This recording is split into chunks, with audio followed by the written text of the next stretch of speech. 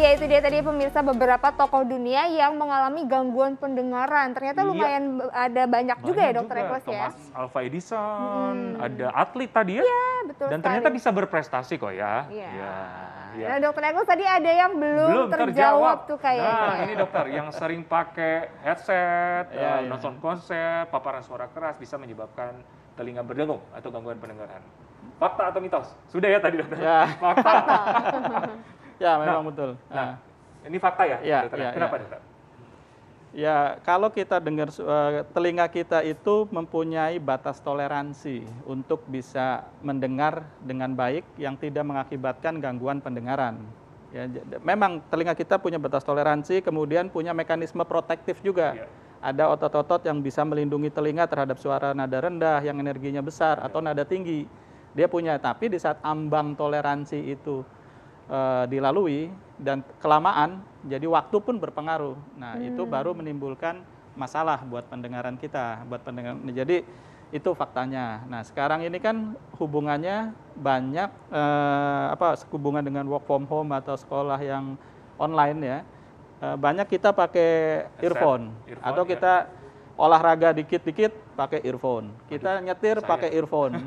Jadi segala sesuatu, ingat kalau kita pakai earphone itu direct sound. Suara langsung masuk ke telinga. Jadi di situ sebenarnya ada semacam ini konsensus ya. Jadi 60 desibel suara. Jadi 60 desibel itu kurang lebih 60% lah, kurang lebihnya ya. Nah, itu paling lama itu sekitar 60 menit memakainya ya. Atau kalau pada standar WHO ya 85 desibel atau setara orang teriak itu paling lama 8 jam. Nah, sementara kalau konser ya kebayang itu sekitar di atas 100 desibel itu. Wow. Itu berapa lama tuh? Nah, kalau di atas 100 desibel itu paling lama 2 jam. Oh, udah paling lama 2 jam berarti. Ya, nanti kalau udah lebih dari 2 jam yang dikhawatirkan gangguan sensorik di telinga kita. Nanti bisa memicu dengung lah atau denging lah, mana yang terganggunya aja. Harus bijak ya. Dokter, ini berarti tipsnya apa dokter? Supaya kita tahu ada sinyal tidak beres gitu, kurang baik dengan pendengaran kita dan kapan harus ke dokter, dok? Ya, sebenarnya kita pertama yang paling baik itu menghindar. Menghindari dulu ya, dari menghindari dulu penyebab-penyebapnya tadi. Ya, memang kalau kita dengerin konser, ya kalau misalnya sekiranya konser itu saya pikir rata-rata di atas 100 desibel lah. Ya paling lama di dalam situ 2 jam. Habis gitu keluar, biarin kuping kita istirahat dulu. Jadi atau kalau memang mau pakai earmuff. Tapi kalau earmuff, masih nonton konser pakai earmuff.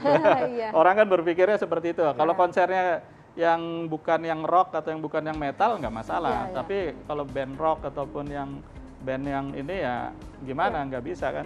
Satu itu. Terus kemudian yang pertama itu menghindar. Ya, menghindari dulu. Ya, itu yang paling aman.